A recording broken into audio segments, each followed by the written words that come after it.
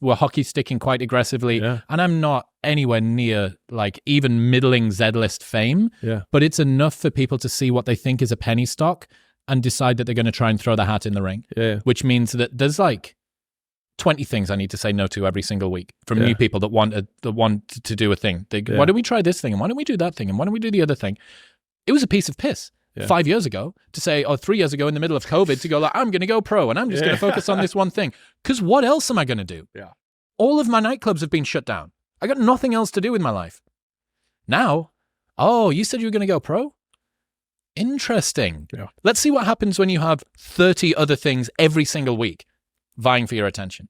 Now let's see how committed you are. This is my favorite analogy for this, which is the woman in the red dress. But, you know, many people have seen The Matrix. If you haven't seen The Matrix, you don't need to have seen it to understand the analogy. So Neo is going through the training program, the protagonist. Morpheus is his educator, his teacher. And the education program only has one objective. And so he's walking through the city. People are going left and right. He's bumping into people going through like crowded New York. And then all of a sudden, it's kind of a black and white, palish look. It's green, black and white, but it's still black and white. And then all of a sudden, this woman in a red dress enters the frame. And you can't help but stare at this woman in the red dress, and she's a complete knockout. And Morpheus is talking to Neo, trying to teach him something.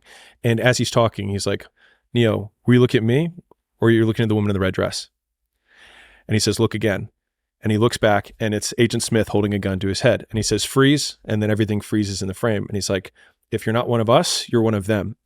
And I see that as the opportunities that we have to say no to every day. Is like another woman in the red dress, and it's become a term that we use internally.